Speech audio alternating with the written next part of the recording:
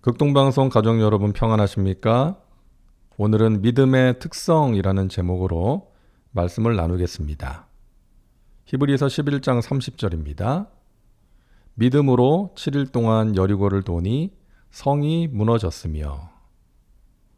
이스라엘 백성들이 출애굽을 하고 40년 광야 생활 후에 가나안 땅에 들어가게 되는데 그들 앞에 견고한 여리고 성이 나타납니다. 여리고 성이 어떻게 무너졌는지는 우리가 잘 알고 있죠. 오늘 본문을 보니까 한 문장으로 이렇게 말씀합니다. 믿음으로 이스라엘 백성들이 7일 동안 여리고 성을 돌았고 그 결과 여리고 성이 무너졌다. 히브리서 기자는 한마디로 간단하게 이야기를 했지만 여리고 성이 무너지게 되는 과정을 보면 믿음의 특성이 무엇인지를 발견하게 됩니다. 첫째, 믿음은 순종입니다. 하나님께서 이스라엘 백성들에게 여리고 성을 매일 한 바퀴씩 돌라고 말씀하십니다. 언약궤를 바라보고 나팔 소리를 따라 행진하라. 마지막 날에는 7번 돌고 나팔 소리가 길게 들리거든 큰 소리를 지르라.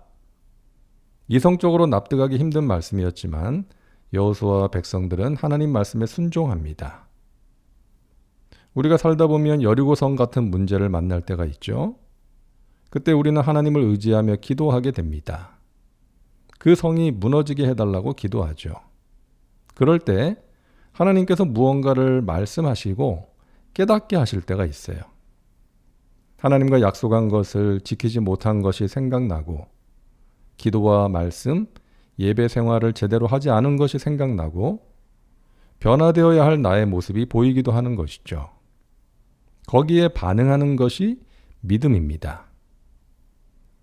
일본의 기독교 사상가였던 우찌무라 간조가 이런 말을 했습니다. 내가 여전히 약한 것은 내가 아직 너무 강하기 때문이다. 내가 여전히 약한 것은, 다시 말해서 하나님의 능력을 체험하지 못하고 자주 넘어지고 실수하고 승리하지 못하고 복된 삶을 살지 못하는 것은 내가 아직 너무 강하기 때문이다. 내 자아, 아집, 성격, 인간적인 욕심이 너무 강하기 때문이라는 것이죠. 분명히 하나님께서 말씀하시고 깨닫게 하시는데 달라지지 않는 거예요. 그래서 하나님께서 역사하실 수가 없는 것입니다.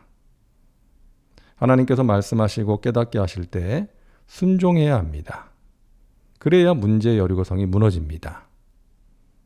하나님은 문제를 다루시기 전에 우리를 다루시는 거예요. 우리가 변화되고 성숙하기를 원하시는 것입니다.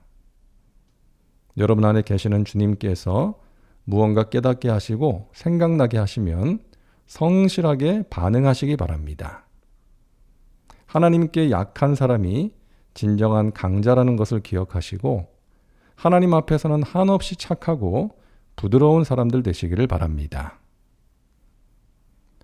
둘째, 믿음은 훈련입니다. 성숙한 믿음은 저절로 생기지 않습니다. 훈련을 통해서 갖게 됩니다. 이스라엘 백성들이 여리고 성을 돌 때에 하나님께서 여호수아를 통해서 명령하신 것이 있었죠. 입에서 아무 말도 내지 말라는 것이었습니다.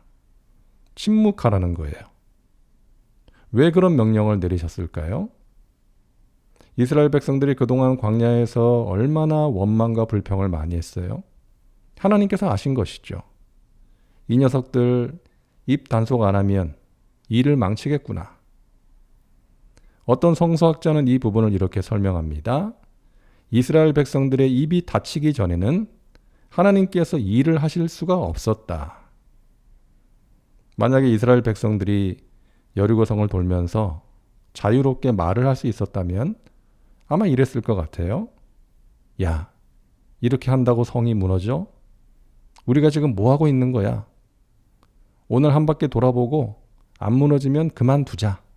그래, 그러자. 이러지 않았겠어요? 인간의 연약함을 너무나 잘 아시는 하나님께서 자기 생각이나 감정대로 말을 쏟아내지 않고 말을 절제하는 훈련을 시키신 것입니다. 그 훈련이 그들에게 필요했기 때문이죠. 군인이 되려면 훈련을 받아야 합니다. 군인답게 말하고 행동하는 훈련, 적과 싸울 수 있는 능력을 갖추기 위한 훈련을 받아야 합니다.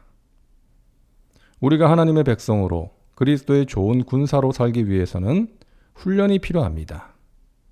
훈련은 힘들지만 그 훈련을 통해서 강해지고 성숙해지는 것입니다. 가장 기본적인 훈련은 말씀과 기도 훈련이죠. 우리나라 온 국민의 마음을 아프게 했던 세월호 사고가 났을 때 우리가 자주 들었던 용어 가운데 평형수라는 것이 있었습니다. 배가 흔들릴 때 중심을 잡아주고 제자리로 돌아오게 하는 물이 평형수입니다. 그 물을 배에 적당량을 채워야 무게 중심이 낮아지고 복원력이 생기는데 화물을 더 많이 싣기 위해서 평형수를 제대로 채우지 않았기 때문에 큰 사고가 났다는 것이죠.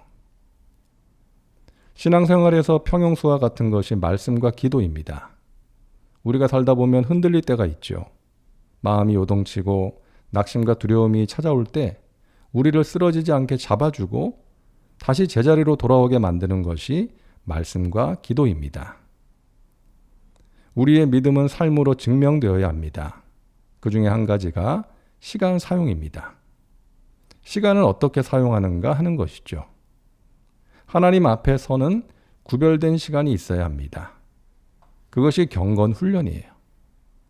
구별된 시간을 통해 영적인 근력을 키우고 그리스도의 강한 군사가 되어 영적 싸움에서 넉넉히 이겨내시기를 바랍니다. 셋째로 믿음은 인내입니다. 여리고 성은 이스라엘 백성들이 7일 동안 성을 돈 후에 무너졌습니다. 그동안에는 벽에 금도 가지 않았고 벽돌 한 장 무너지지 않았어요. 이스라엘 백성들이 끝까지 인내함으로 성을 다 돌았을 때에 하나님께서 정하신 분량을 다 채웠을 때 무너진 것입니다. 여러분, 포기하는 것과 기다리는 것은 하늘과 땅 차이입니다. 포기는 하나님이 하실 일에 대해서 기대하지 않는 것이고, 기다림은 상황이 안 좋아도 하나님께서 하실 일을 기대하는 믿음입니다. 기다림은 순종이고 포기는 불순종이죠. 하나님은 결코 서두르지 않으십니다.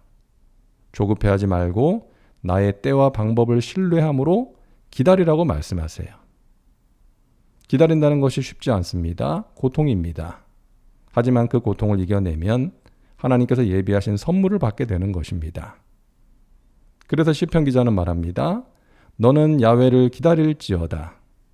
강하고 담대하며 야훼를 기다릴지어다. 야훼 앞에 잠잠하고 참고 기다리라. 자기 길이 형통하며 악한 꾀를 이루는 자 때문에 불평하지 말지어다. 내가 야훼를 기다리고 기다렸더니 귀를 기울이사 나의 부르짖음을 들으셨도다. 나를 기가 막힐 웅덩이와 수렁에서 끌어올리시고 내 발을 반석 위에 두사 내 걸음을 견고하게 하셨도다. 여러분, 사는 게 힘드시죠? 어릴 때는 어른들이 사는 게 힘들다고 하면 잘 이해를 못했는데 살면 살수록 절감하게 됩니다. 사는 게 힘들어요. 인생이 고난길입니다. 그런데 그 힘든 과정을 통해서 우리는 믿음을 배웁니다. 순종하는 법을 배우고 인내하는 법을 배웁니다. 그리고 마침내 하나님이 주시는 승리를 경험하게 되는 것입니다. 믿음으로 사는 자는 하늘 위로 받겠네. 무슨 일을 만나든지 만사 형통하리라. 힘든 인생길에서 믿음으로 살아갈 때 하나님이 주시는 위로를 받고 형통의 복을 받게 되는 것입니다. 믿음으로 마침내 승리하시기를 주님의 이름으로 축원합니다. 사랑과 은혜가 풍성하신 하나님, 우리에게 믿음을 주셔서 믿음으로 순종하고 인내하게 하옵소서. 그러함으로 하나님이 주시는 위로를 체험하고 만사 형통한 삶을 살게 하옵소서. 예수님의 이름으로 기도하옵나이다. 아멘.